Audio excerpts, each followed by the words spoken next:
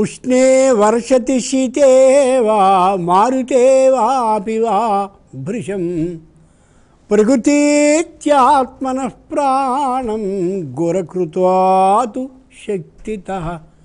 ఉష్ణే, ఎంత గొప్పనైనటువంటి శ్లోకం ఇది. ఎక్కడైనా సరే ఆవు అనేది మనకు కనిపిస్తే, ఉష్ణే విపరీతమైనటువంటి ఎండలో ఉందనుకోండి, వర్షతి విపరీతమైన దిమ్మరించి వర్షం కురుస్తున్నటువంటి కాలంలో వర్షంలో ఉందనుకుందాం, శీతేవా చెప్పలేనిటువంటి చలికి వణికిపోతుంది అని అనుకుందాం, మారుతేవాపి విపరీతమైనటువంటి తుఫాను లాంటి గాలి అలా వీస్తున్నటువంటి సందర్భంలో ప్రకృతీత్యాత్మనః ప్రాణం గోః అకృత్వాతు శక్తితః. అలా ఎండలో బాగా ఉన్నటువంటి ఆవుని, నేను నీడలో ఉన్నాను, ఎండలోంచి ఆవుని కానీ ఇక్కడ తీసుకొస్తే విశాలంగా ఆవు ఉంటుంది కాబట్టి నాకు ఎండ దెబ్బ తగులుతుంది, నేను నీడలోకి ఉండలేను అనే అభిప్రాయంతో మనం రక్షించుకున్నట్టయితే ఆవు చేసినటువంటి ఉసురు మనకి తగులుతుంది. అంటే ఆవు కంటి ఉసురు మనకి తగులుతుంది. ఆవుని స్వయంగా ఎండలోంచి నీడని నిలబెట్టి మనం ఎండలో నిలబెట్టినట్టయితే పుణ్యం లభిస్తుంది. ఇదేమిటండి, ఇదేం బాగుంది, తన్ను మారిన ధర్మము మొదలు చెడ్డ బేరం అంటారే, ఆవుని తీసుకొస్తే ఒక్కడు కాదు 5గురికి పట్టే చోట ఆక్రమిస్తుంది కదా అని. ఇక్కడే ఉంది విశేషం. అలా ఎండలో ఉన్నటువంటి ఆవుని కానీ నీడలోకి తెచ్చినట్టయితే ఆ ఆవు పరమేశ్వర సృష్టి కాబట్టి, శ్రీ మహావిష్ణువు యొక్క విరాట్ రూపం నుంచి పుట్టినటువంటిది గో జాతి కాబట్టి, అవతల చల్లదనం కలిగేలాగా నువ్వెక్కడ నిలబడ్డావో నీకు చల్లదనాన్ని ఆయన అందిస్తాడు. ఉష్ణే కాబట్టి ఎండ బాధని మనం అనుభవిస్తూ ఆవుని నీడలోనికి తీసుకురావాలని. ఎంత గొప్ప మాట. ఏమంటే ధర్మం చేయాలి, పుణ్యం చేయాలని అనుకుంటున్నాను, ఏం చేయాలి అని అడుగుతారు.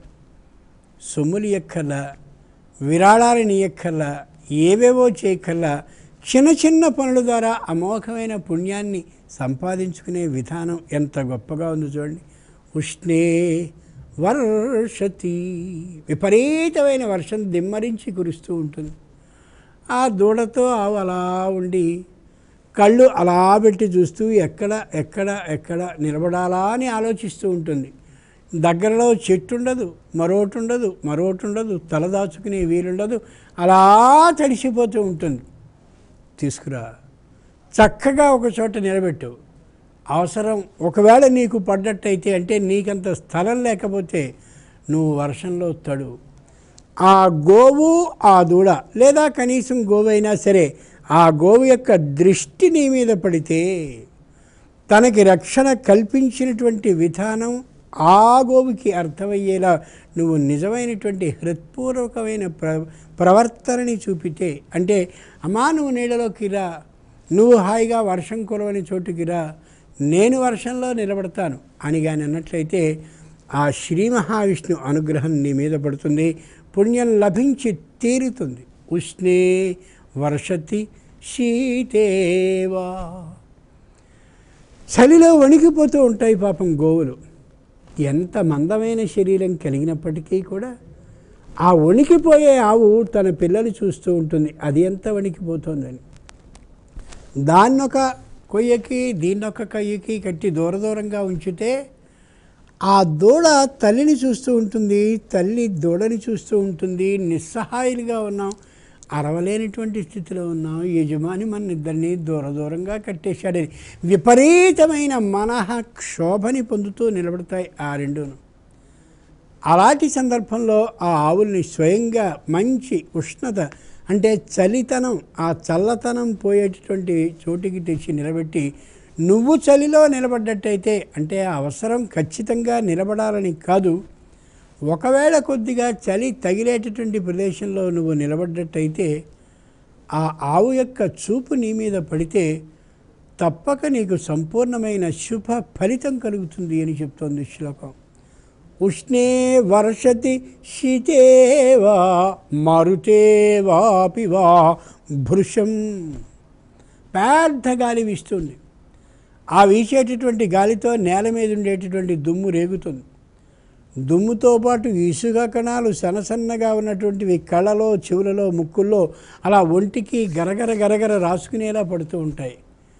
పాపం మెత్తగా ఉండేటటువంటి పొదుక్కి పెద్దగా తగులుతూ ఉంటాయి ఈ రజకణాలు, అంటే ఇసుక రేణువులు.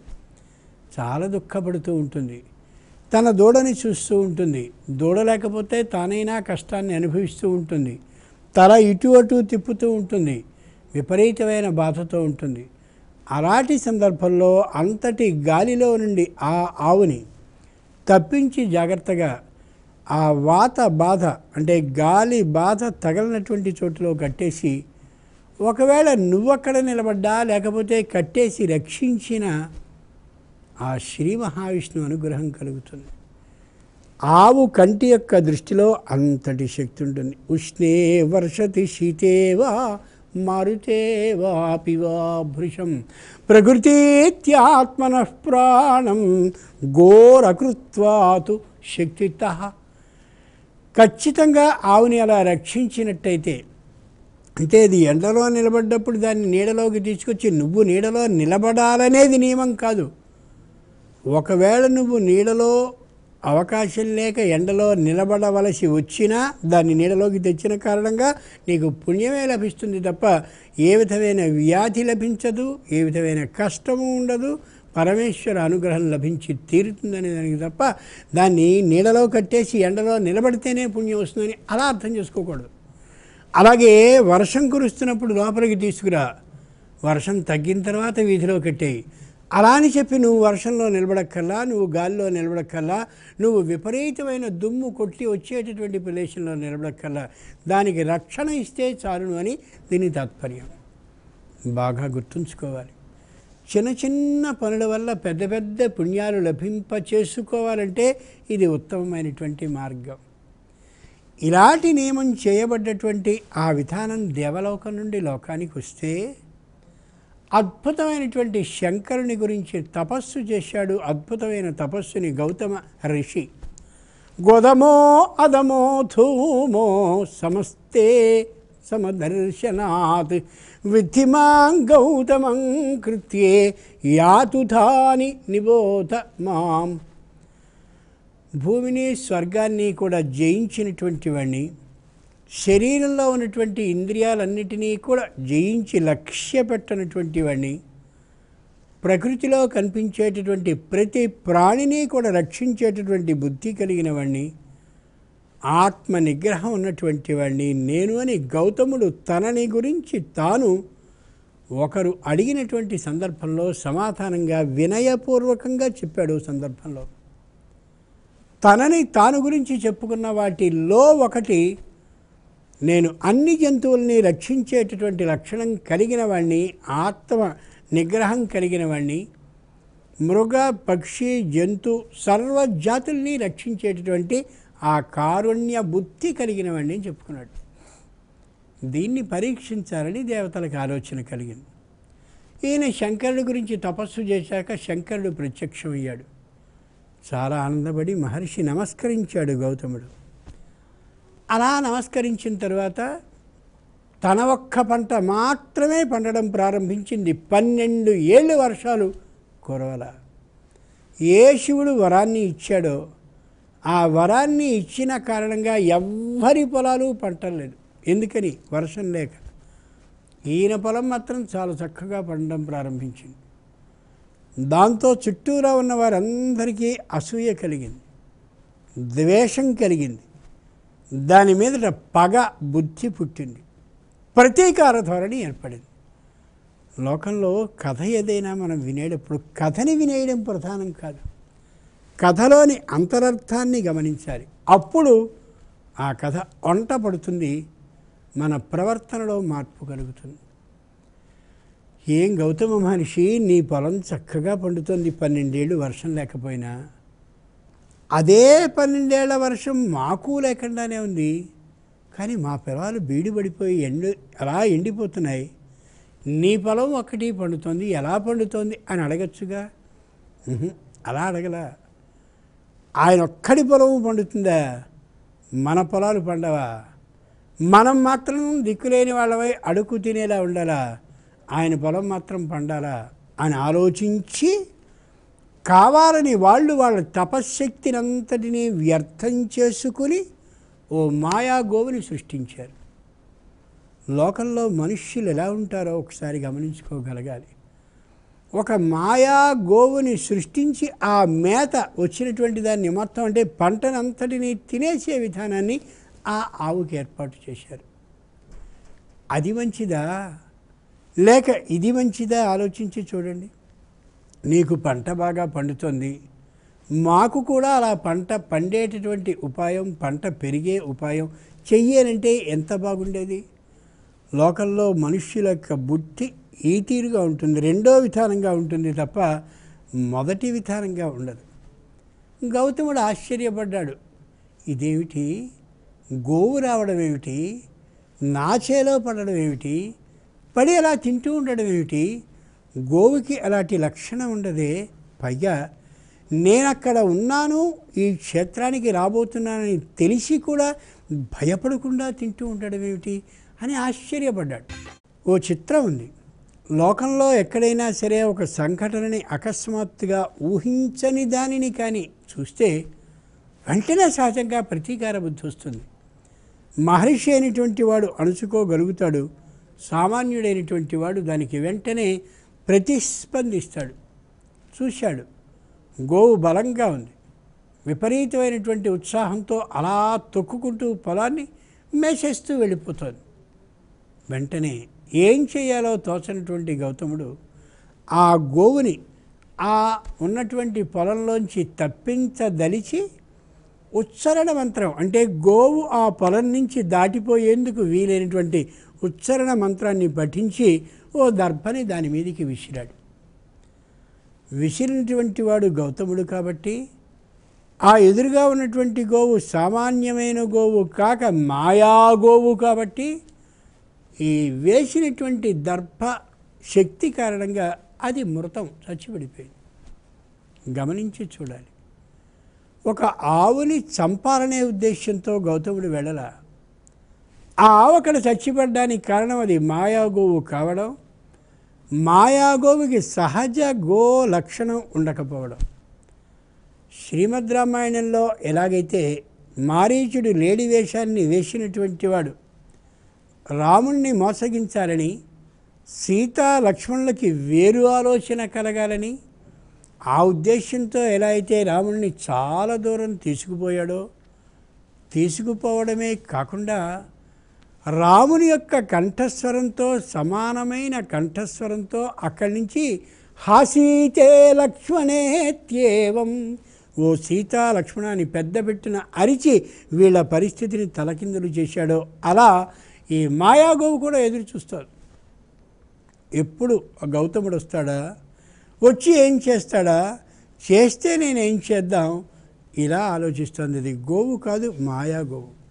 కల్పించబడింది ఎవరి చేత అంటే సహజమైనటువంటి గోవైతే విరాట్ పురుషుని యొక్క సృష్టి నుండి ఏర్పాటైంది అని అనుకున్నాం పురుష సూక్తంలో.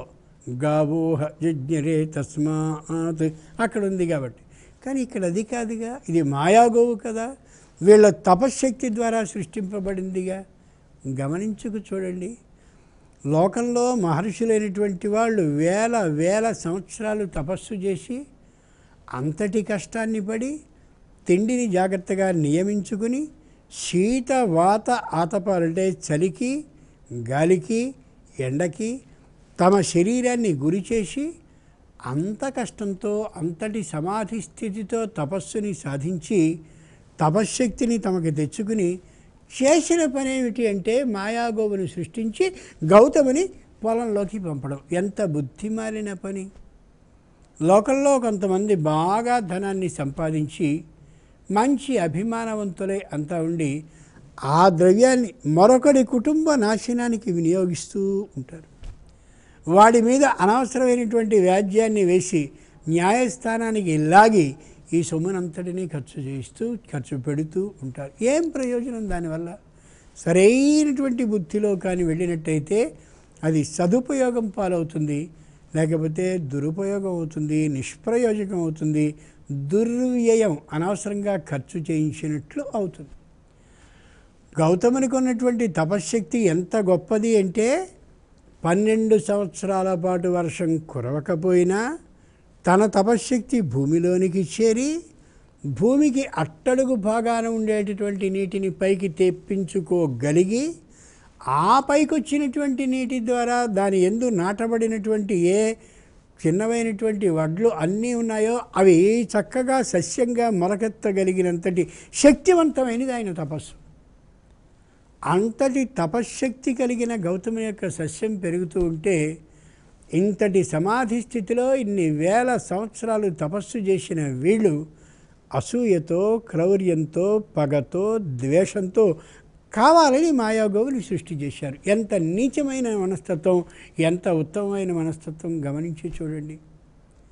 మనం ఆర్జించినటువంటి దాన్ని సరైన పద్ధతిలో తపశ్శక్తిని వినియోగింప చేయాలా, వచ్చినటువంటి తపశ్శక్తిని ఇంకొక తీరుగా వినియోగించాలా? వెంటనైనా ఆ దర్పని వేయగానే అది చచ్చిపడింది. అంతే, అందరూ పరిగెత్తుకొచ్చారు. దుర్మార్గుడా, బ్రాహ్మణ బ్రూడా అంటే నీచ బ్రాహ్మణుడా, ఓ ఆవుని చంపుతావా, మేమిక నీ ఇంటికి రాము, విస్తరి వేసి అమృతమస్తు అని భోజనాన్ని చెయ్యమన్నారు. విస్తరిని వేశాక బ్రాహ్మణ గృహాల్లో ముమ్మారు ఆచమనాన్ని చేసి అమృతమస్తు అని స్వయంగా ఆ ఆహారాన్ని 5 మార్లు ప్రాణ ఆహుతుల్ని తీసుకుని భోజనం చేయడం సంప్రదాయం.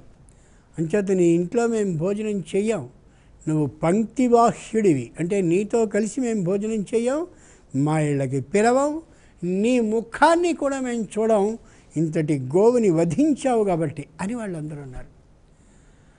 గౌతముడు తీవ్రమైనటువంటి మనోవేదనని పొందాడు. ఇక్కడ ఈ కథ మనకు విశేషాన్ని చెప్తుంది. నేనేదో నా తపస్సుని చేసుకుంటున్నాను, నేనేదో నా మానాన్ని పోతున్నాను, నేను ధర్మబద్ధంగా ఉన్నాను, నేను సత్యాన్నే మాట్లాడుతున్నాను, నా జోలి ఇంకొకళ్ళకి ఎందుకు, నేను ఎవరి జోలికి పోనప్పుడు అనుకుంటూ ఉంటారు లోకంలో కొందరు. నా ఉద్యోగం నేను సక్రమంగా చేసుకుంటున్నాను, సరైన సమయానికి వెళుతున్నాను, సరైన సమయానికి వస్తున్నాను, అక్కడ ఉండేటటువంటి పనుల్ని సక్రమంగా నిర్వహించుకుంటున్నాను, నాకు ఇంకొకటి గొడవ ఎందుకు, నన్ను ఎవరు ఏం చేయరు అని అనుకోవడం నేరం. నువ్వు నీ త్రోవలో పోతున్నప్పటికీ కూడా నీ సహోద్యోగులు నీ మీద దృష్టిని పెడతారు, నీ మీద బుద్ధిని పెడతారు, నీ గురించిన చాడీలు పైవాడికి చెప్తూ ఉంటారు, నీ ఉద్యోగం పోయే వరకు కూడా ప్రయత్నం చేసేటటువంటి నీచ మనస్తత్వం ఉంటారు అని గమనించుకోగలగాలి. అనుక్షణం నువ్వు జాగరూకతతో ఉండి తీరాల్సిందే. నేను ఎవరికీ అన్యాయం చేయలేదు, నాకెవరు చేస్తారు అనుకోకు. నేనెవరికీ అన్యాయం చెయ్యకూడదు. ఎవరైనా అన్యాయం చేయడానికి వస్తే మాత్రం ఖచ్చితంగా ప్రతిస్పందించవలసిందే తప్ప నేను ఎవరికీ చేయనప్పుడు నాకెందుకు చేస్తారనే స్తబ్దతతో ఉండడం సరికాదు. అది ఇక్కడ గౌతముడి విషయంలో మనకి తెలుస్తుంది. 12 ఏళ్ళు వర్షాలు కురవకపోయినా శంకరుని గురించి తపస్సుని చేసి నేను స్వయంగా పెంచుకుంటున్నప్పుడు నన్నెవరు బాధిస్తారనుకున్నాడే తప్ప వీళ్ళందరూ ఇట్లాంటి మాయా ఉపాయంతో తన క్షేత్రాన్ని నాశనం చేయడమే కాకుండా తనకి గో హత్య పాపాన్ని చుట్టబెడతారు, కట్టబెడతారని ఏనాడు ఊహించలా గౌతముడు. ఎందుకని? ఆ మనస్తత్వం అట్లాంటిది కాబట్టి, మంచివాడు కాబట్టి. వెంటనే తీవ్రమైన దుఃఖాన్ని పొందాడు. ఏ శంకరుణ్ణి అవేళ తపస్సు చేసి ప్రత్యక్షం అయ్యేలా చేసుకున్నాడో అదే శంకరుడి గురించి మళ్ళీ తపస్సు చేసి, స్వామి గోహత్యా పాతకం చుట్టుకుంది, నాకు ఏం చేయాలో తెలియక హృదయం అంతా మండిపోతోంది, నువ్వే నాకు నిష్కృతిని చూపాలి అని మళ్ళీ తపస్సు చేస్తే ఆయన ఒకసారి ప్రత్యక్షమయ్యాడు. దివ్య దృష్టితో గమనించాడు. మాయాగోవుని వాళ్ళు సృష్టించారని అర్థం చేసుకున్నాడు. ఆ ఉండేటటువంటి సస్యాన్ని, పంటని తినేలా ఏర్పాటు చేశారు. వీళ్ళ దుర్బుద్ధికి అనుగుణంగా నిర్ణయించాడు. సరే, ఏం పర్వాలేదు, ఆ పైనుండి గంగని నేను పంపిస్తాను, వచ్చినటువంటి గంగని స్వయంగా ఈ ఆవు మీద అలా ప్రవహించేలా చేసుకో, మరుక్షణంలో నిశ్చయంగా ఆ ఆవు ఆ మృతి విధానాన్ని పోగొట్టుకుని చక్కగా జీవించగలుగుతుంది. అది ఒక విధానం. 2, నేను ఈ జడని తీసి నీకు ఇస్తున్నా, ఇది ఆకాశ గంగా జట, అంటే ఆకాశ గంగా జలంతో నిండినటువంటిది, తడిసినటువంటిది అయినటువంటి జట. ఒకటి నీకు ఇస్తున్నా, దీనిని ఆ ఆవు మీద పిండు. గంగతో దాన్ని పవిత్రీకరిస్తూ అమోఘంగా ప్రవహించేలా చేసుకుంటావో, లేక ఈ జటని నీకు ఇస్తున్నాను దీన్ని పిండి నువ్వు స్వయంగా ఆ ఆవుని బ్రతికించుకుంటావో అది నీ ఇష్టం అన్నాడు. గంగమ్మని రప్పించడం మళ్ళీ కష్టమవుతుంది. భగీరథుడంతటి వాడికి సాధ్యమైనటువంటిది నా వల్ల ఏమవుతుంది, అంత దాకా వద్దు, ఆ జటని ఇప్పిస్తే చాలని గౌతముడు వేడుకుంటే ఆ జడని తీసి ఇస్తే జడని ఇలా పిండగానే ఆకాశ గంగా నది జలంతో తడిసినటువంటి తడి జట నుండి అలా నీరు పడగానే ఒక్కసారి ఆ ఆవు లేచింది. లేచిన మరుక్షణం నుంచి గంగ అలా పిండబడినటువంటి జట నుండి ధారాపాతంగా అలా నీరు వస్తూ ఉంటే ఆ నీటి ప్రవాహమే నేడు గోదావరిగా అయింది. ఆ గోదావరి యొక్క ఒక పాయని గౌతముడు తీసుకురాగానే అది గౌతమిగా మారింది. ఈవేళ మనకి రాజమహేంద్రవరం దగ్గర కనిపించేటటువంటి అదిగో ఆ పాయ గౌతమి పాయే. ఎందుకు ఈ మాటని మనవి చేస్తున్నాను అంటే, గోహత్య దోషాన్ని కూడా నివారించగలిగిన శక్తి శంకరుని యొక్క ఏ జటకి ఉందో ఆ జట నుండి వెలువడింది గోదావరి. కాబట్టి గోదావరి ఒడ్డున ఈ గోవుని స్మరించిన, ఈ గోవుని చూస్తూ గోదావరిని స్మరించిన, అంటే గోదావరిని చూస్తూ గోవుని స్మరించిన, గోవుని చూస్తూ గోదావరిని స్మరించిన, అసలు అలా కాకుండా గోదావరి ఒడ్డునే గోవుని చూసినా ఇంకా విశేషమైనటువంటి ఫలితం లభిస్తుందని ఆవేళ గౌతమ మహర్షి చెప్పినటువంటి మాట.